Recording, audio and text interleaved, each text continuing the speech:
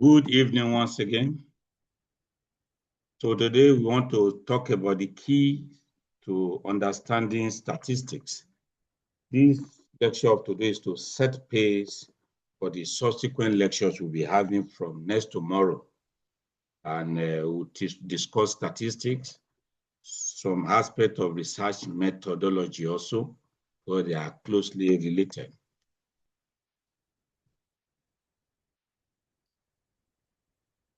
Most of the time you see my slide, we will surely start with some maxims.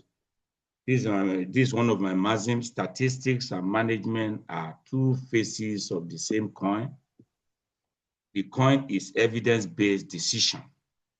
Statistics provide the evidence while management makes the decision. So the statistic, when we talk about evidence-based decision, how do we gather the evidence? We gather the evidence through statistics. The decision is made through management. So that is why people think management and statistics are two different things, but they can actually come together. I consider them as one, as a coin. One face is the statistic, which provide the evidence, and the second face is the management, which make the decision. And the level of exactness of statistical model, we correspond with the level of improvement on decision making. So from data, we have information. Then from information, we get fact and knowledge. There's one myth about statistics. Having knowledge about statistics is the only thing necessary to practice statistics. No, it is not true. There are very many important factors, and that is why statistics is very, very volatile. If you listen, you learn, you read, you don't do something about it, you forget. So it's something that rotten. If you acquire the knowledge, you may be good at it at a particular point in time. If you don't practice, use it one way or the other, you forget. And that is why I have about 5 tips you can use to learn statistics and make it to stay with you, and it will be very useful. As you see, number one, you believe you can do it. Statistics, the knowledge of statistics is bimodal. Like just remember the physician here, the Hodgkin lymphoma, which has bimodal distribution, peak at pediatric age group and around 65 or so.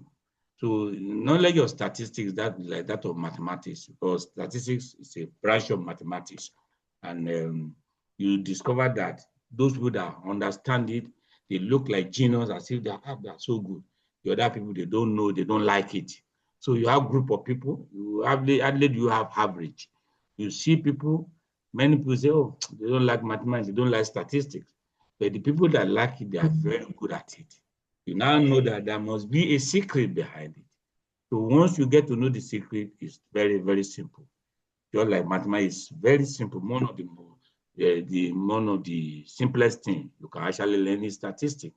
If you get to know the secret precept by precept.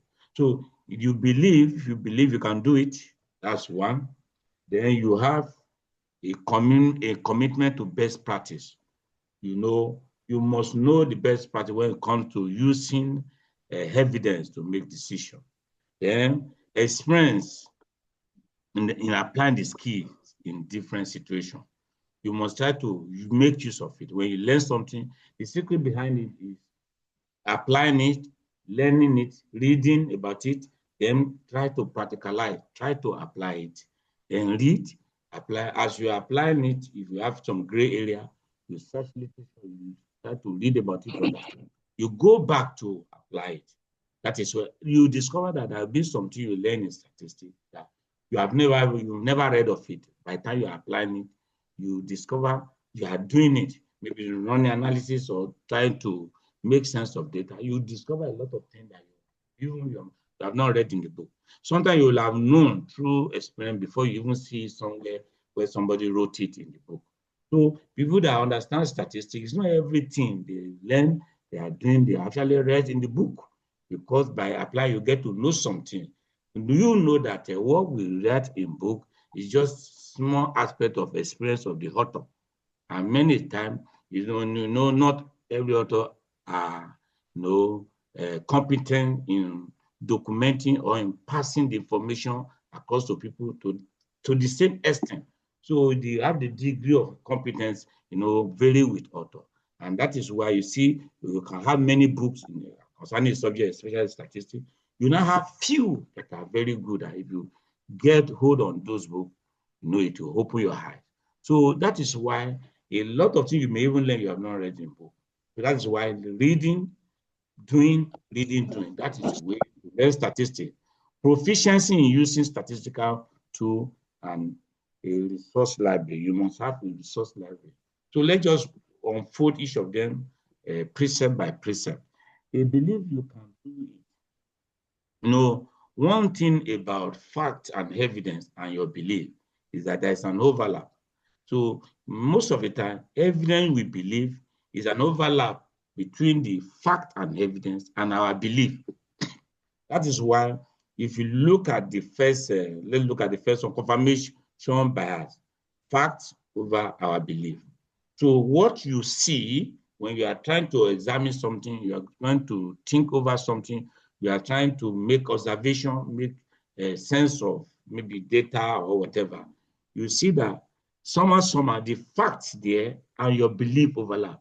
What you see is an overlap of the fact and your belief.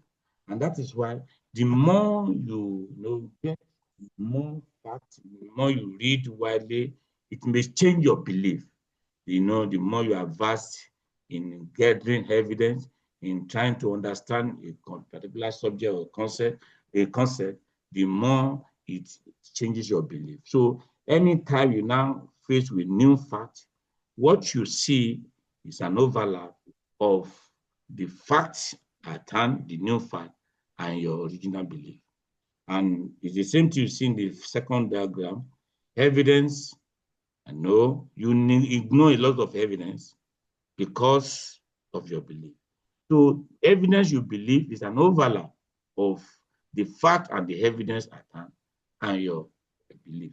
Of course, as I've said before, you can refine your belief. Your belief may change over time as you gather more information, you gather more evidence, or the empirical proof. Your belief may change. But whatever the situation, your belief will affect what you see, even in the face of a new evidence. So now let's look at still under the first one, the growth mindset, drive, motivation, and achievement. So you see, I can get smarter. Look at this flow chart. You see, I can get smarter. How can you get smarter? For example, now in research, in understanding research, in carrying out research, in getting evidence from research material or research paper, you can get smarter. Even using evidence in practice, you can get smarter by learning, by making effort. People talk about learning and doing. That's what I just said now. You learn, you do, you learn, you do. You try to read more, you practice. So both way, whichever one and it's good to do them, interchangeably.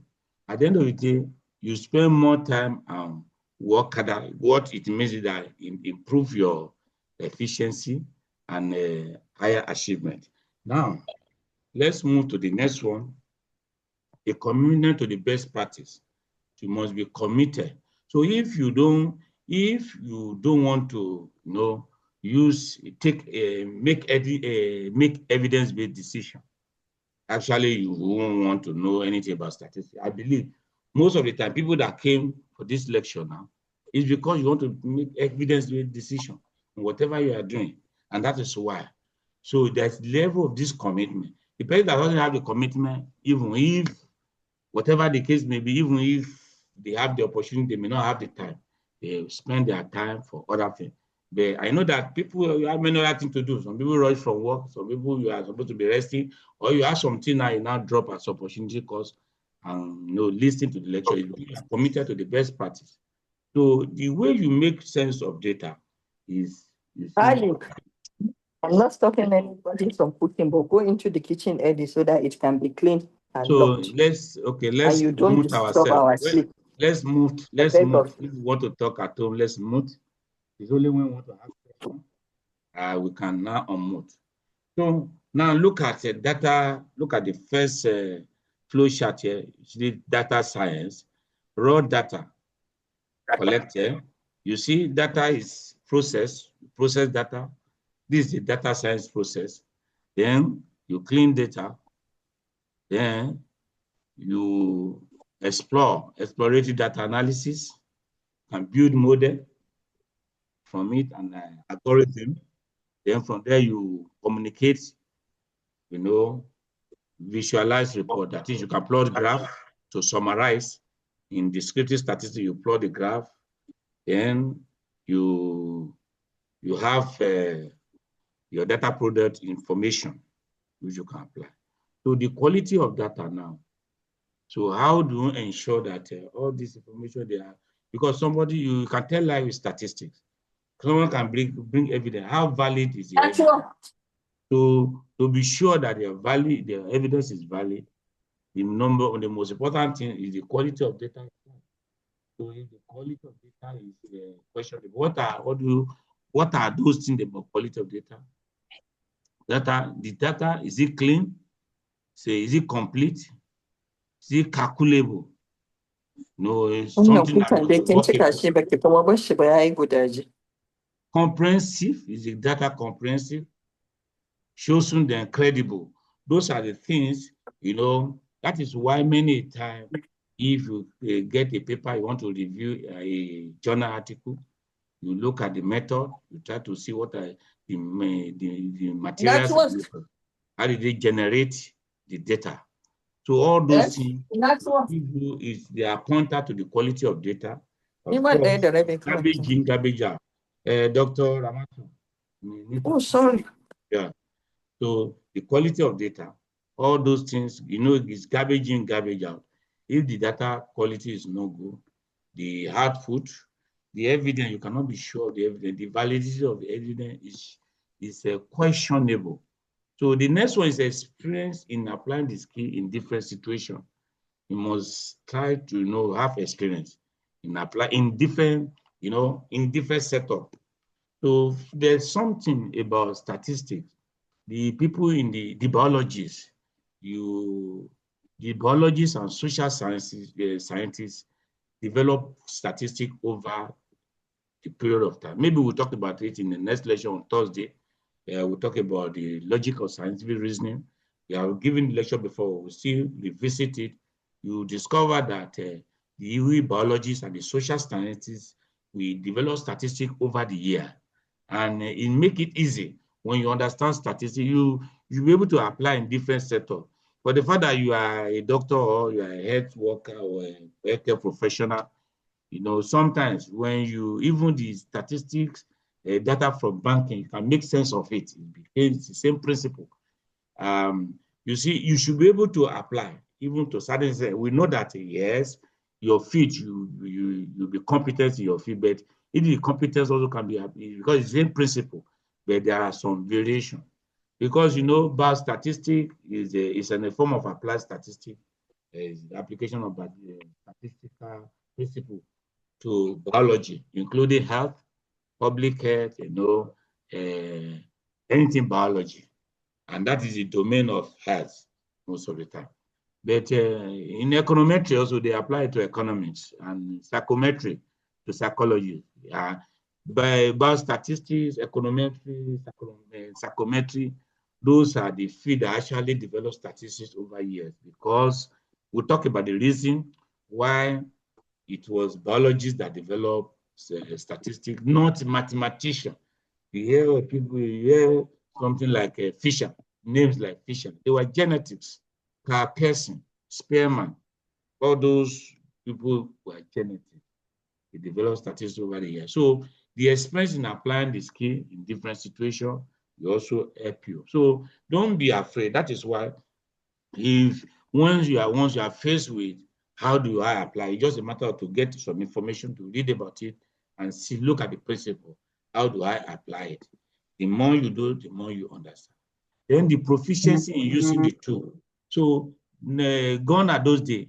Maybe in the last 30 years or 40 years, people learn that they use statistics, they solve statistics, they use hand to solve statistics. And by that time, people were limited by the extent to which they use statistical method, to generate evidence. They thank God for computer.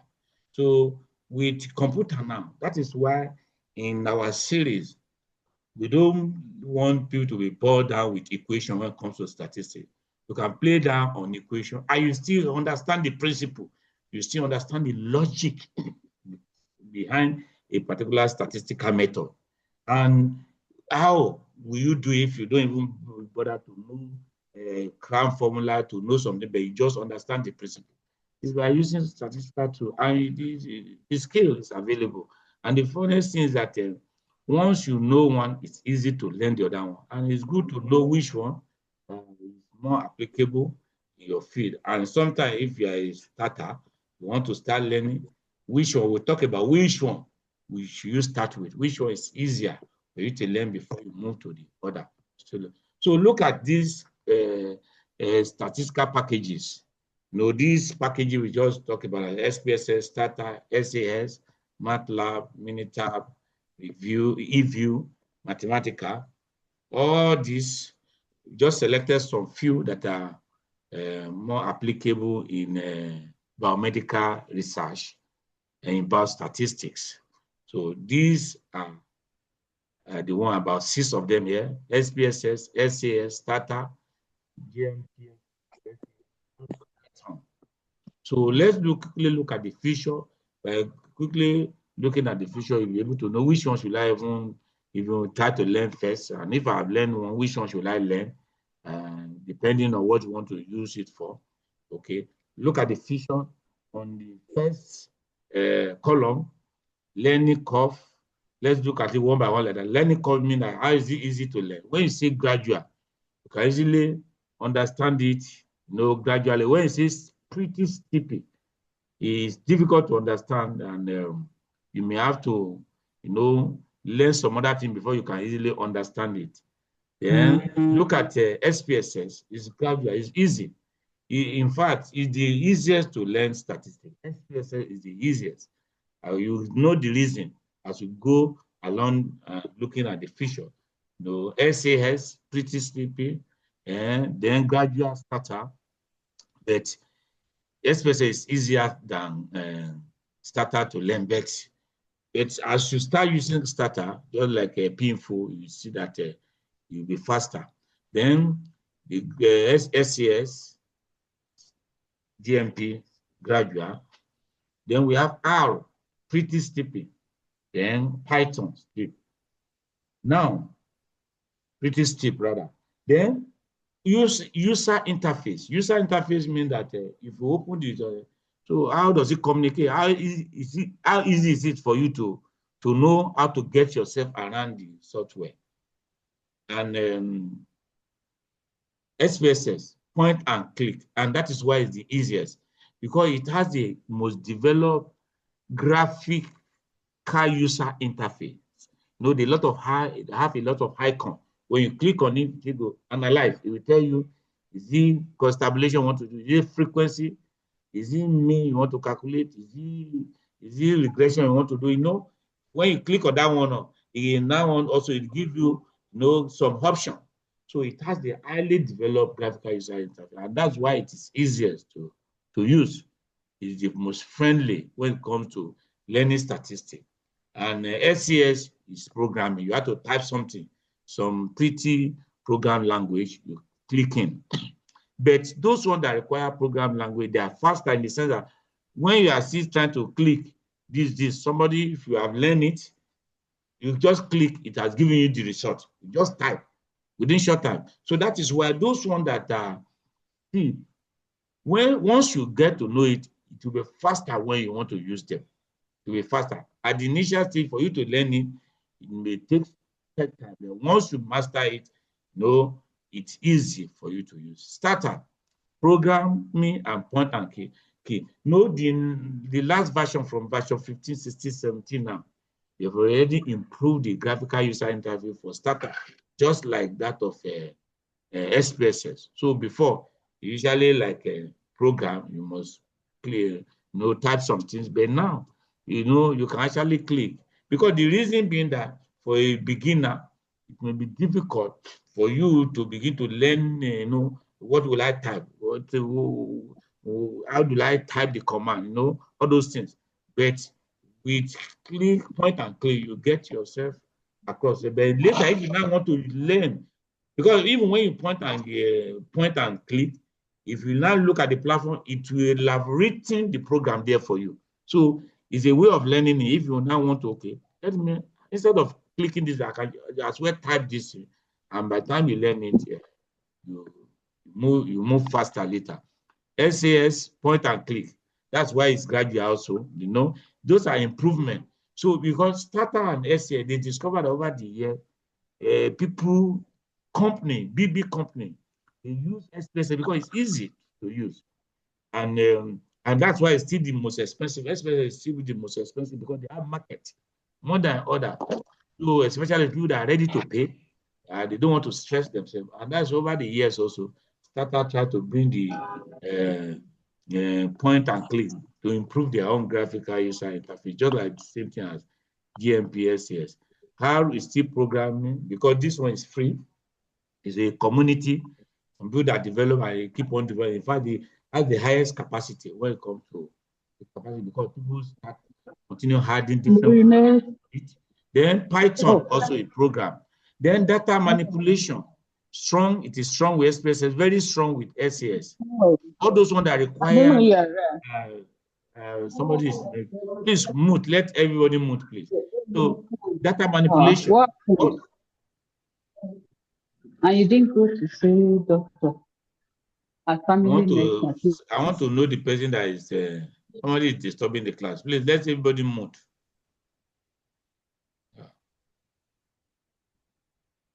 So look at all those ones that require programming. They actually they have higher capacity for data manipulation. For example, SAS has, you can easily manipulate that. That means that you can actually, change the data to suit your, you can calculate, you can generate data, you can derive different variables even from the data. That's what it means. It's easier because of the programming language used. Then data analysis, where they are all good. If you look at almost the same thing, when it comes to data analysis, they are very strong. It's the same, almost the same. Then graphics, you see, good. You see, Starter and excellent for R. R are the best graphic. When you plot graph, the type of graph in R is of high resolution, then followed by Starter. All those, the graph in SPSS is poor. Most of the time we don't use it. We usually export to Excel to plot the graph. But if you have graph with Starter and R is excellent. Even the graph you give is better than what you plot in Excel. So now the cost now. See, the most expensive is Starter, is SPSS. Expensive. Perpetual cost only with new version. If once there's new version, you pay for it also to update. Of course, if you look at the date, is the oldest of them, and it has many versions. Over the year, people have developed a way to circumvent, to crack. Like for example, now we use version 27, 29, 28. Maybe the latest version is like 30 or 31. But people crack the immediate past version. But companies that have money, they buy the new version, they update. So SAS also is expensive also. Then Starter is affordable. So if you want to buy a Starter now, you may have spend up to 250,000 now with the economy. But that's affordable. And you see, So if that's the case, if you are to buy new SPSS, you know what it means. It may spend close to 1 million for one user. Now, the GNPSS, expensive yearly renewal. Then R is open source. Python is open source. It's free. So even though that's why if you can learn the programming language, you get the R and Python free. So these are the days, the date of your first release. So that's just an overview of this Actually, you can lay your hand on SPSS is easiest to learn statistics, which everybody can actually do some things. It's very, very simple. And we have books. We have a book that teach how to navigate through. We can share with you also. Even I myself, I wrote manual also on how to move around, navigate through SPSS. So the last one, you must have resource library. That is, in statistics, you must have some books. And nowadays, soft copy are available. There are some websites like Z Library, Library Genesis, Open Library. There are many libraries that you can actually get some of these books free. Download, PDF. Even if it's not PDF, sometimes EPUB, you can also change it and download that EPUB and change to PDF for you to use. Now, let's the leverage stat approach. The leverage statistics, their approach is to create an enabling environment for learning statistics. So the number one thing is that we try to teach statistics without being bored, present statistics without being bothered with equation or formula. Don't bother. But even by the time we explain, take you through the rudiment, you even know the formula itself. Because the formula itself is a model. It's like intelligent people, you just create the formula. For the people that don't want to stress themselves, to say, okay, more like mnemonic. If you just write this formula, you put in all this value, you get your value. But the logic behind it is that there is something that those people that created the formula, they understood. They just presented, summarized the whole thing using formula as a model. It's either use formula or use table or use graph as a model. So we try to play that on equation. We will not teach you to say the formula for chi-square is here, and that's all you should know. The logic behind it, you'll be able to know the rudiment, everything, but even historical perspective. All the other t-tests or whatever, ANOVA, will give the historical perspective, how it came, even regression, the meaning, when they started using it. All those will make you to understand. And I say that this thing is just statistics, is modeling everyday life activities. That's what statistics does. From the very basic to advanced level concept. Most of the time when you pick statistics, they will start with available data. But we try to go, beyond that, go to the rudiment, something like population. What does it mean? Then through simplified approach to using statistical package. That is why when we do the training, I do use other packages, but the easiest to communicate statistics to people, to everybody, layman or whatever, anybody that want to use it, is especially still the easiest, as far as I'm concerned, because of the simplicity of the interface, and then getting the best from our resources.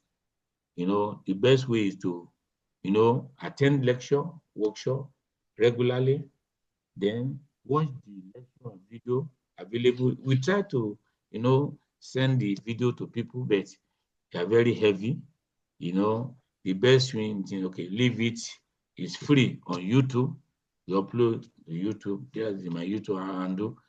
Now in my YouTube now we have over 200 videos on statistics. Most of them are lectures, some are workshops also, where we also demonstrated how to use SPSS, to do something, chi-square, t-test, and over different topics, degree of freedom, different issues which we have talked about. And even the one we are doing now, we still upload so that anytime you can just click at your own leisure time and just update your knowledge. Go through the modules and slides. We also have, so that one on the website, the other time, that managing the website has been a big problem for me. But the issue there is that the logic behind it is just to read something about it. Even if it was look for the material online or some of those books, just read something about, oh, yeah, what's this degree of freedom? What is it all about? Read something and watch a video, how we demonstrate it. You know, the more you do, the more you know, read and do, the more you stick and you're able to apply. Watch the lecture and video again over and over at leisure time. Then practice with SPSS, other software. Then ask us questions, study other material when we do that. So the basic concept we think for you to understand statistics, you see that it may be a deviation from what people think. Okay, say statistics, oh, data, the first thing is data. Very good. You begin to say, okay, chi-square, what are those hypothesis tests? But that's why many people find it difficult to understand statistics. So we start our concept with population. Populations, what is the concept of population? What does it mean to a researcher? Because the researcher want to understand the phenomenon in the population or relationship between two phenomena in the population. That's the essence of the research. So the research question, the research, depends on what to do, research has the research question. So what does population mean to the researcher and the statistician? The sample also, what does it mean?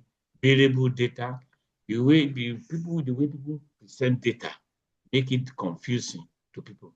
But when we get to the graph, the rudiment, relationship between data and variable. You know that data is a plural word, the singular is data.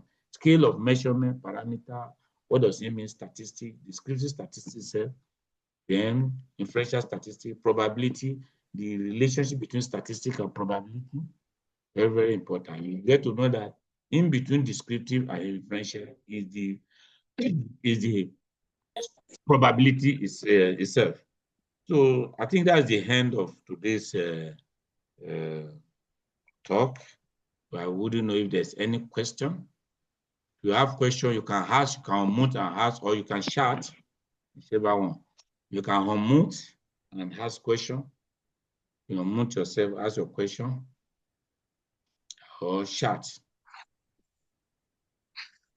So that's what is well understood. This one is just a form of introduction to welcome us back after how many years? 2 years of silence. Yes, 2 years plus, I think, of silence on this platform. And I want to thank every one of us.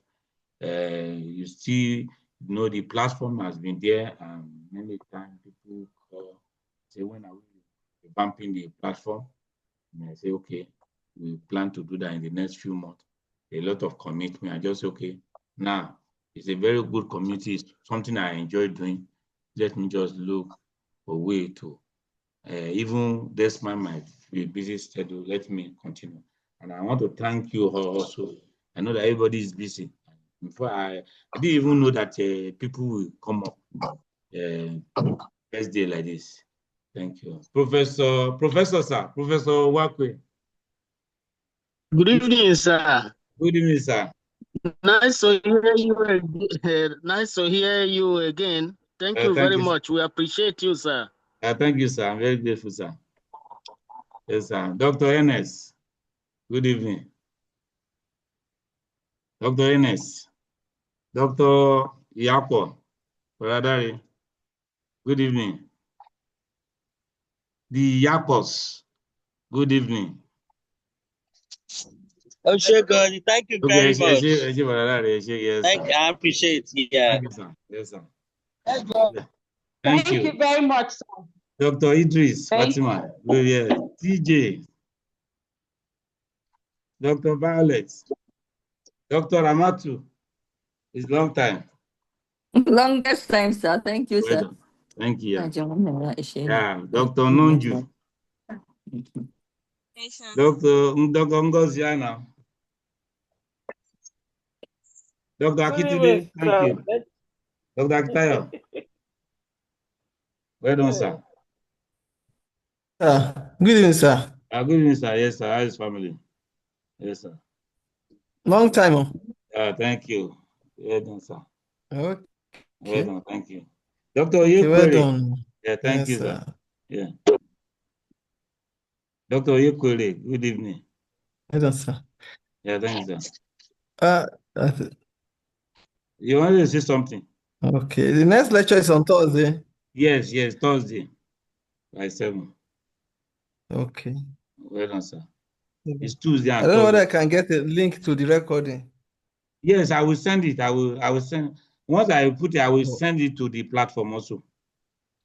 Okay, thank you. I will send it to the platform. Yeah, well done, sir. Thank you. Yeah, well done. Dr. Idris, good evening. Yeah, good evening, sir. Good evening. Yes, Thank just you. a few info. Thank you. You talked about a platform. I don't know if that is applicable for each and everyone that is interested. The platform. Yes, we have yes. Thank you. One thing we usually do for those people that the platform is just WhatsApp platform where we, instead of sending to try to send to everybody one by one, we have the platform. If you are not there, just chat me, chat your number and your name. I will save. I will now add you to the platform. That's what I usually do. You can just chat me now. Chat your name and your number so that I can just add it to this platform. So that when we send out something, you will receive. Anytime we send out information, the link, notice of the lecture, you get it. That's just it. So we have been having a platform for more than 4 or 5 years now. So even this lecture stopped more than 2 years ago, and people are still on the platform, and the platform continue. So Dr. Akubu, Dr. Stanley, Sadia, Saidat. So I want to thank every one of us. Yes, sir. Good evening, sir. Good evening, sir. Thank you for the lecture. Thank you, sir. Thank you. Well done. Good night. Thank you, and good night, sir. Good night. Good night. Good night. Good night, sir. Thank you. Dr. Bosse, good night. So, Dr. Duro, thank you. Good night, sir. Thank you. Thank you, sir. Yes, sir. Yes. Yeah.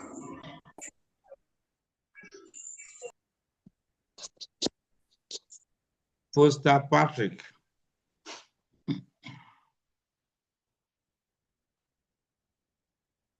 Night. Good evening, sir. Thank you. It's good to have you back. Thank you, sir. Okay, thank you. Yeah.